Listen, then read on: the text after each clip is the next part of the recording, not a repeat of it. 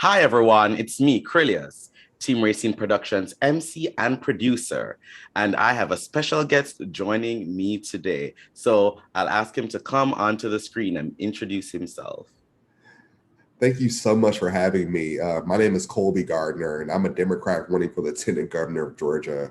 I'm originally from Cleveland, Ohio, and I moved to Georgia back in 2008 to attend college. And again, it's a pleasure to be here, and I'm looking forward to a great conversation. Awesome, awesome. Now, we had a big election last year, and so many people are wondering, wow, another election, more elections. Talk to me about why you are running for this position and why this year.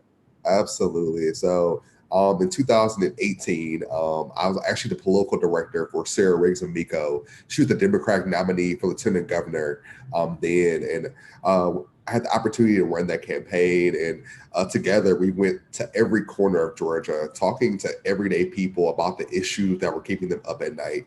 We talked to folks who fall in that Medicare coverage gap.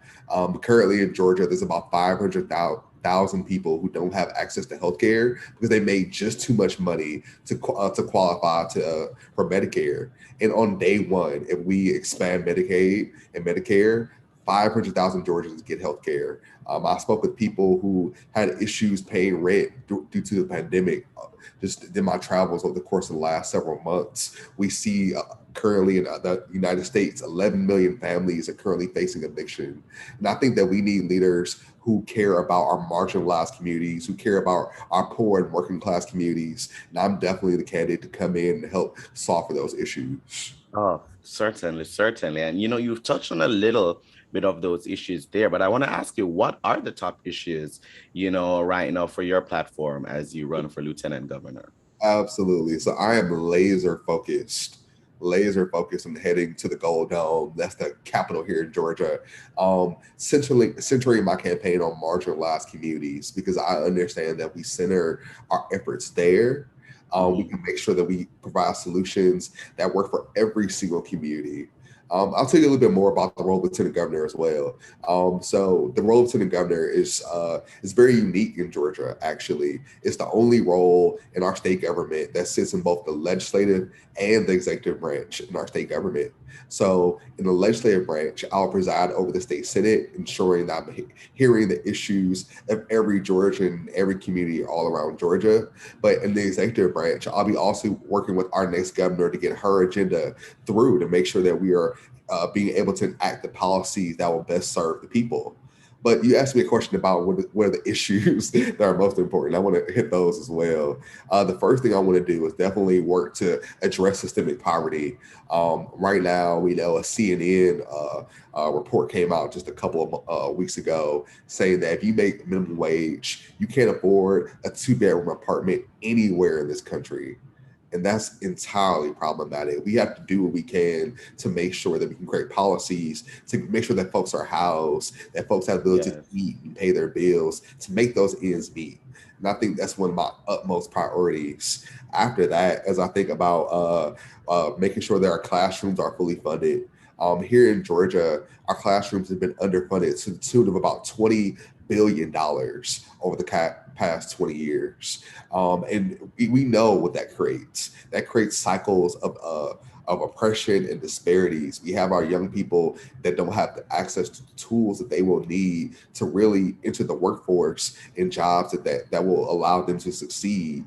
Right now in Georgia, well, very specifically here in Atlanta where I live, if you are born in poverty, there's a one and excuse me, there's only a 4% chance, 4% chance that you'll make it out of poverty by the time that you die. And Wow.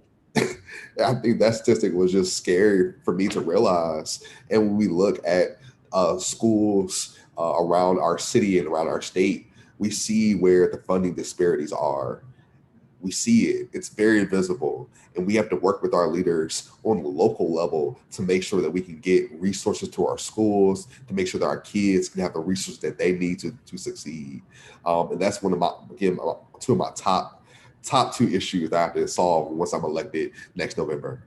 Awesome, awesome. Now, for the viewers out there who, they've seen other interviews like this, they've seen other people running, what makes you the best choice for lieutenant governor? Yeah, thank you so much for that question. As I think about my background, I was born into a working class family, and unfortunately, when I was a kid, we faced homelessness for just a little while. I think back to those times and back to those struggles, and I think that that gave me a very strong just urgency to understand that our system sometimes fails our citizens, and we need people who have faced those adversities to be in those spaces to be able to work to fix them. A little bit more about me. I was blessed when I was 16 to graduate high school and came down to attend college. After that, I went on to work for both Verizon and Apple, working in their corporate operations department. After that, I had the tremendous and privilege to work for Secretary Hillary Rodham Clinton's 2016 presidential campaign. There, me and my team of 20, we registered 50,000 people to vote in just 6 weeks. I understand the importance of democracy because it's very hands-on, and it goes so much further than voting. Voting is just one step. I believe that civic engagement requires that our citizenry have the ability to be engaged in every facet of our society and figuring out how we can empower them to have the tools necessary to do that work. And I believe that's all what this role will encompass. Lieutenant Governor will empower if I'm elected lieutenant governor, it's my role to empower the people with the tool set that they need to really run our state, run our government, to make sure that it's providing the resources and responses that they require. And I look forward to doing that work each and every day that I come to work. Awesome, awesome, awesome. And when does voting begin for lieutenant governor in Virginia? Oh, Georgia. Sorry about Georgia, that. sorry, Georgia. No problem. So our early voting starts next year at the end of April. And the actual election day is May 24th, 2022. So please, I look forward to every single person getting engaged in this race. And I look forward to winning. And after that, once I win the primary, we'll go on to the election date next November. Oh, awesome, awesome. Well, I wish you the best of luck. And if there are people, who want to support you, keep up with you, keep up with the campaign and all of that, how can they go about doing that? They can visit me on social media. I'm at Kolbey Gardner. That's Kolbey Gardner, Gardner, on all social media platforms. And that's Kolbey4Georgia.com.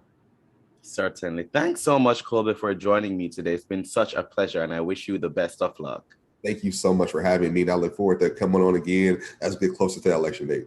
Certainly, certainly. So we look forward to having you here again. To our viewers, thank you for watching. Bye, everyone.